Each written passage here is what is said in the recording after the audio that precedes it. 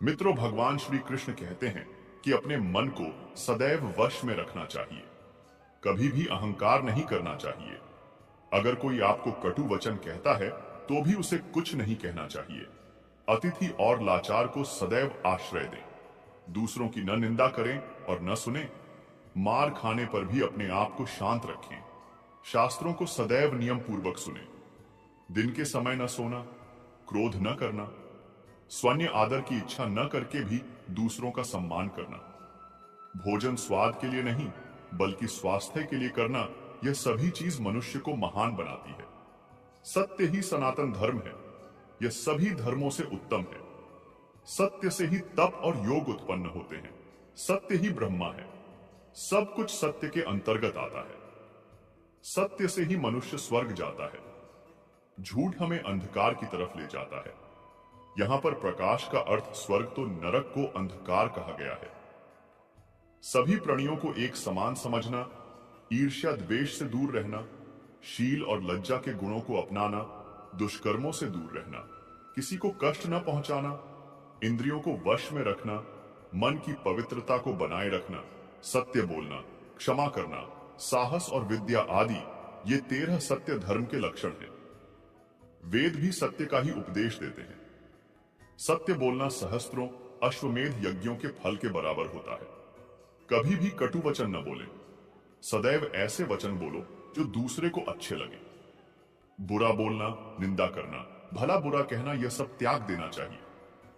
दूसरों का सम्मान न करना, अहंकार दिखाना, ये सभी अवगुण होते हैं। जो सुख इस लोक में कामनाओं की पूर्ति होने पर मिलता है और परलोक में जो सुख प्राप्त होता है वह उस सुख के 16वें हिस्से के बराबर भी नहीं है।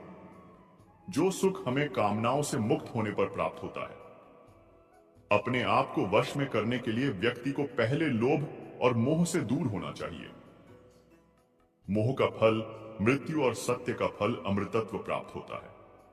इसलिए मृत्यु और अमृतत्व दोनों ही मनुष्य के अधीन है। पूरे संसार को वृद्धावस्था ने घेर रखा है। दिन प्रतिदिन उस पर मृत्यु का प्रहार होता जा रहा है। दिन आता है, रात बीत जाती है। जागो, तुरंत उठो, समय को व्यर्थ न गवानो, अपने कल्याण के लिए कुछ कार्य करो, क्योंकि तुम्हारे कार्य पूर्ण नहीं हो पाते हैं तब तक मृत्यु तुम्हें अपने साथ ले जाती है। निर्धनता को स्वयं ही स्वेच्छा पूर्वक अपनी इच्छा से स्वीकार करने से सुख मिलता है। यह सुख मनुष्य का कल्याण करता है, क्योंकि इस राह पर चलने से न तो कोई क्लेश रहता है, न ही कोई आपका शत्रु बनता है। यह मार्ग भले ही कठिन लगता है, लेकिन जिस मनुष्य को पवित्र जीवन जीना हो, ऐसे भले मानुष के लिए यह मार्ग उपयुक्त और सुगम है। क्योंकि ऐसे मनुष्यों के लिए संपत्ति का कोई मोह नहीं रहता। उनके लिए इससे ज्यादा कोई दूसरी संपत्ति या सुख नहीं है। एक तुला के पल्ले में ऐसी निर्धनता को और दूसरे पल्ले में राज्य को रखने पर अकिंचनता का पल्ला भारी रहता है। धनवान पुरुष को तो सदैव ही मृत्यु का भय रहता है। कामनाओं को पूरा करने से श्रेष्ठ है कि उन्हें त्याग दिया जाए, क्योंकि त्याग के बिना कुछ भी प्राप्त नहीं होता है। त्याग से मनुष्य को परम सुख की अनुभूति होती है। त्याग किए बिना परम आदर्श की सिद्धि नहीं हो सकती। भगवान श्री कृष्ण कहते हैं कि मोह और कामनाओं को त्याग कर अपने चित्त को शांत करो, ऐसा मनुष्य सदैव सुखी रहता है। जो व्यर्थ की चिंता न करने वाला हो, जो सत्य का पालन करता है, जिसे सांसारिक मोह न हो, 2 तरह के मनुष्य को हर सुख प्राप्त होता है। एक तो वे जो मूर्ख होते हैं और दूसरे वे जिन्हें ज्ञान का परम प्रकाश प्राप्त हो गया हो। जो लोग इन दोनों को बीच में अटके रहते हैं वे दुखी हो जाते हैं। जो व्यर्थ में ही अपने आप को दुखी करता है वह अपना सब कुछ नष्ट कर लेता है। जो दूसरों के सुख और धन को देखकर जलन की भावना नहीं रखते हैं, विद्वानों का आदर करते हैं, धर्म के उपदेश को किसी भी स्थान से सुनते हैं, जो अपने रास्ते स्वयं बनाते हैं, आलस्य नहीं करते हैं, अपना सारा काम समय पर करते हैं, ऐसे मनुष्य सुख के भागी बनते हैं। दोस्तों, आप सभी ने अपने जीवन में एक कहावत तो सुनी ही होगी, एक चुप 100 को हराए, एक चुप 100 को सुख दे जाए। और इसलिए हम कई बार चुप रहते हैं, मौन रह जाते हैं, क्योंकि यह सच भी है कि एक मूर्ख व्यक्ति के सामने मौन रहने से अच्छा उत्तर और कुछ भी नहीं हो सकता।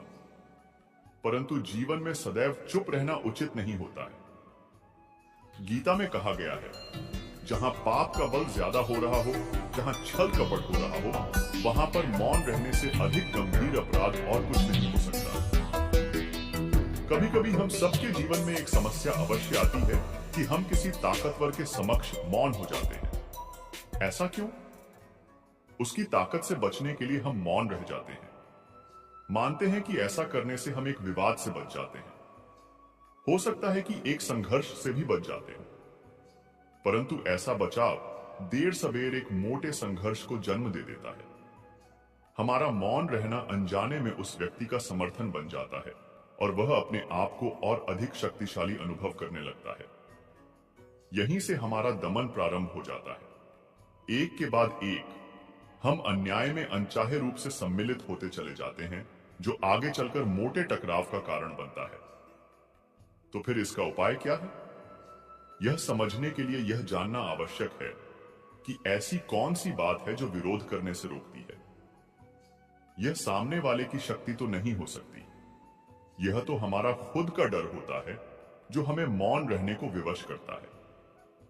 क्या हम मन से डर को निकालकर अन्याय का विरोध नहीं कर सकते? आखिर वह हमारा क्या और कितना खराब सकता है? सोचिए, ऐसा करने से हमारा मन कितना मुक्त, कितना हल्का अनुभव करेगा। गीता में भी कहा गया है, अन्याय सहना अन्याय करने से ज्यादा मोटा पाप है। आज समाज में यही तो हो रहा है। जहां विरोध करना चाहिए वहां कोई बोलता नहीं। कोई बलशाली व्यक्ति कुछ भी गलत बोल दे तो उसके सामने विरोध करने की किसी की हिम्मत नहीं होती। उसके समक्ष हम कमजोर हो जाते हैं। दूसरी ओर हम बोले चले जा रहे हैं जहां बोलने की कोई आवश्यकता ही नहीं, और अन्याय होता देख चुप रहकर बच निकलते हैं। क्या हम निरंतर अपराध के भागीदार नहीं बन रहे? विचार करके देखिए। इतिहास साक्षी है कि पापियों की उद्दंडता ने संसार को उतनी हानि नहीं पहुंचाई जितनी कि सज्जनों के मौन ने पहुंचाई। यदि कोई मूर्ख बोल रहा है तो मौन रहना उचित है, परंतु यदि कहीं छल हो रहा है, अपराध हो रहा है, तो उठिए और विरोध कीजिए, क्योंकि आपके लिए न सही आने वाली सोच के लिए यह मौन घातक सिद्ध हो सकता है। चुप रहना समझदारी है, पर मौन रहकर अन्याय सहना अपराध है। किसी के साथ हमारा रिश्ता कैसा रहेगा, यह हमारे बात करने के तरीके पर निर्भर करता है। सोचे समझे बिना बोलेंगे तो रिश्ते खराब हो सकते हैं। कभी कभी कुछ परिस्थितियां ऐसी बन जाती हैं जब रिश्तों के लिए मौन रहना ज्यादा बेहतर रहता है। मौन रहना एक साधना की तरह है, लेकिन सोच समझकर बोलना एक कला है। अगर आप फिजूल की बातें करना अपनी दिनचर्या से हटा दे तो आप सकारात्मक और ऊर्जावान महसूस करेंगे। बोलकर सारा संदेह खत्म कर देने से अच्छा है चुप रहकर बेवकूफ समझा जाना। अज्ञान की सबसे मोटी संपत्ति है मौन, और जब वह इस रहस्य को जान जाता है तब अज्ञान नहीं रहता। मौन नींद की तरह है, वह विवेक को ताजा रखता है। वाणी का वर्चस्व रजत है, किंतु मौन कंचन है। अपनी सफलता के सफर में निकलने से पहले अपने बस्ते में शांति और धैर्य को जरूर रख लेना। मौन रहकर मैं अन्य लोगों की कमियों को सुन लेता हूं और अपनी कमियों को छिपा लेता हूं। जब कुछ कहने को हो तभी कहिए, अगर कुछ कहना चाहते हो तब मत कहिए। बेतुकी बातों का सबसे बेहतर जवाब ना देना है। सवाल का जवाब शांति से मिलता है, बहस करने से जवाब खो जाता है। अगर बहस करने वालों में एक व्यक्ति शांत रहे तो बहस कभी नहीं हो सकती। शरीर का शोर सुनाई दे जाता है, कभी आराम से बैठकर आत्मा की भी सुनो। मौन निद्रा के सदृश है, यह ज्ञान में नई स्फूर्ति पैदा करता है। सही जगह और सही वजह पर बोलना जरूरी है, वरना चुप रहना ही बेहतर है। यदि तुम चाहते हो कि लोग तुम्हें तुम्हारी वास्तविक योग्यता से अधिक योग्य व्यक्ति समझे तो कम बोलो। बुद्धिमानी की बात कहने की अपेक्षा बुद्धिमान प्रतीत होना अधिक आसान है। कब और कहां मौन रहना है, अगर इंसान यह सीख ले तो उसके जीवन की आधी समस्याएं अपने आप ही खत्म हो जाएंगी। अगर तुम अच्छे, मैं अच्छा तो यहां बुरा कौन है, दूसरों की गलती पर खुदा और अपनी गलती पर सारा जहां मौन है। मौन रहकर मैं अन्य लोगों की कमियों को सुन लेता हूं और अपनी कमियों को छिपा लेता हूं।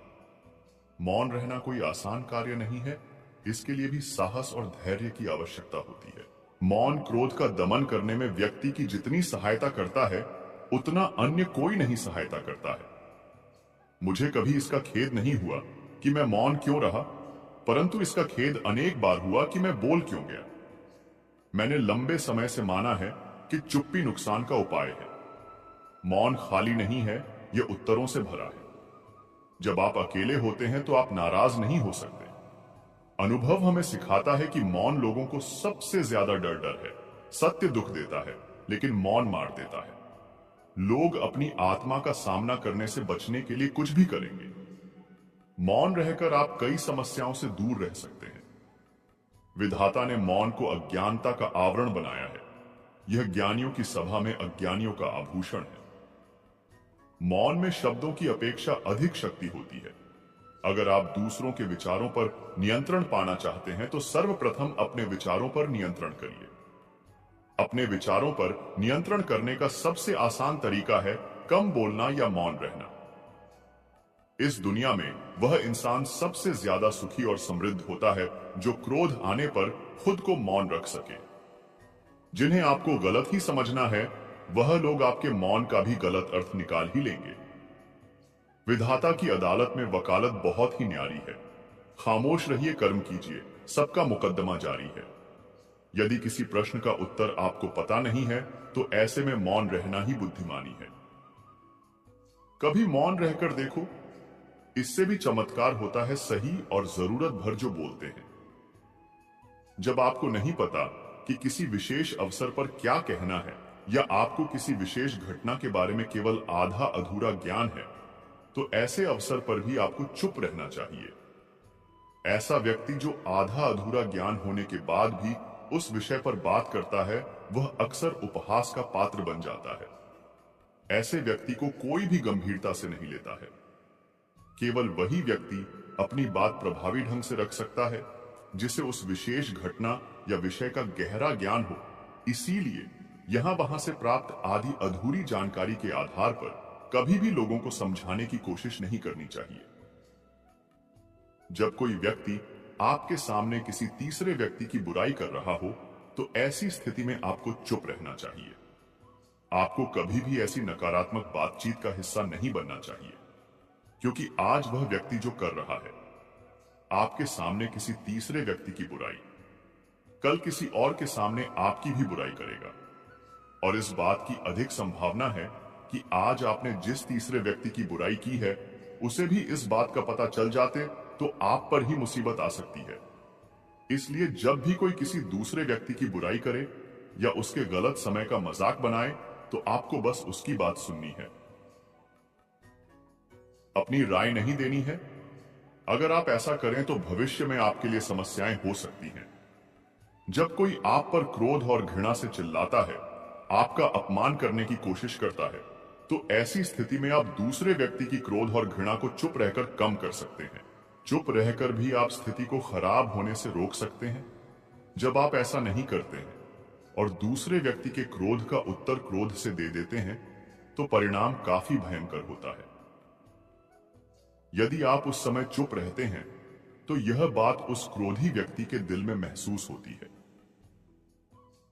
जब क्रोध शांत हो जाता है, तो वह अपनी गलती पर पछताता है और इस बात की भी संभावना ज्यादा हो जाती है कि वो आगे आकर आपसे माफी मांगे। अपनी गलती के लिए अगर वह माफी नहीं मांगता है, तो वह अंदर से दोषी महसूस करने लगता है और फिर अगली बार आप पर गुस्सा करने या नफरत करने से पहले कई बार सोचता है। लेकिन आपको हर हाल में या हर समय चुप भी नहीं रहना चाहिए। अगर कोई गलत कर रहा है तो उसका जवाब आपको देना चाहिए, क्योंकि कुछ लोग ऐसे भी होते हैं जो हमारी खामोशी को हमारी कमजोरी समझते हैं। गुस्से में चुप रहने का यह तरीका केवल परिवार, करीबी रिश्तेदारों और कुछ करीबी दोस्तों के लिए ही सही है, हर इंसान के लिए नहीं। अगर आप हर जगह खामोश रहने लगे तो इसका